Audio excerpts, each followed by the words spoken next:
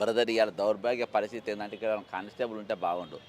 ఒక circular తీసిరు, secret circular నా దగ్గర ఉంది. ఆ సర్క్యులర్ ఏంటంటే కానిస్టేబుళ్లకు, పోలీసులకు, ఎస్ఐలకు మీకు జ్వరం వచ్చినా, దగ్గొచ్చినా, తుమ్మొచ్చినా, క్యాన్సర్ వచ్చినా, గుండె నొప్పి వచ్చినా, లేకుంటే మీ కిడ్నీలు ఖరాబ్ అయినా, మీ లంగ్స్ ఖరాబ్ అయినా, ఏ యశోదాకు పోయారు, అపోలోకి పోయారు, ఆ దవాఖాన మీకు పోరుదు, అలా మీకు వైద్యం లేదు, పో గాంధీలో చేసుకోపో, నిమ్స్లో చేసుకోపో, ఉస్మాన్లో చేసుకోపో అని ఈరోజు హోమ్ మంత్రి తీసిన జీవో ఇది. సర్కులర్ నా ఫోన్లో ఉన్నది.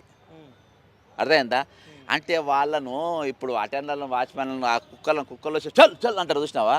అట్లా ఈరోజు పోలీస్ కానిస్టేబుల్ పోలీసు చల్ పో అక్కడ చేసుకోపో, సార్ నాకు స్ట్రోక్ వచ్చింది సార్ అడపో, సార్ అలా పోతే సస్తున్నా సార్, సచిన పర్వాలేదు పో, నువ్వు కాకుంటే ఇంకా మస్తు మంది ఉన్న పోలీసులు పో నవ్వుతుండ్రు కాదు జనం. అంటే రియల్ ఆ సర్క్యులర్ చూసిందబ్బా. ఈరోజు వాళ్ళ తిరిగే వాళ్ళని చూస్తుండ్రు. ఈరోజు ఇక్కడ దురదృష్టం ఏంటంటే ఈరోజు రిటైర్డ్ సంఘాల గురించి మాట్లాడడానికి రిటైర్డ్ సంఘాలు ఉన్నాయి, రిటైర్డ్ ఉద్యోగాలు, అట్లా అందరి సంఘాలు ఉన్నాయి. ఇవాళ పోలీసులో యూనియన్ లేవు. ఇవాళ దాకా ఈ సర్క్యులర్ గురించి మాట్లాడేటోళ్ళు ఎవ్వరు లేడు. లాస్ట్లో నన్ను తెల్లాలేసి అరెస్ట్ చేసే పోలీసు వాళ్ళ గురించి మాట్లాడేది కూడా నా పనే వచ్చింది ఈరోజు. అర్థమైందా? బక్క చేసిన ఎక్కలు లేపుకపోవాలి, బట్టలు ఎట్లా ఎత్తుకపోవాలి, ఏ జైలు వేయాలి, ఎట్లా సతాయించాలి అని పోలీసు వాళ్ళు అనుకుంటారు చూసినావా? ఆ పోలీసు వాళ్ళ గురించి కూడా ఈరోజు బక్క చేసిన మాట్లాడాల్సి వస్తుంది.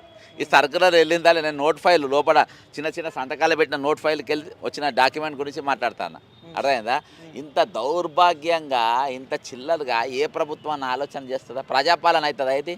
లాస్ట్ అరే నీ కాబలి కాసేటోళ్ళు, నీకోసం మాట్లాడేటోళ్ళు, ఏయ్ మా ముఖ్యమంత్రిని తిడతావా అని చెప్పేసి తెల్లారులేస్తే నా మీద పడే పోలీసులు, వాళ్ళను కూడా నువ్వు వాళ్ళ వైద్యం లేకుండా, ఈరోజు వాళ్ళ వైద్యం లేకుండా నీవు చేస్తున్నావంటే ఇక ఇంతకు మించిన దౌర్భాగ్యం ఏముంటుంది, ఇంతకు మించిన ఘోరం ఏముంటుంది చెప్పు.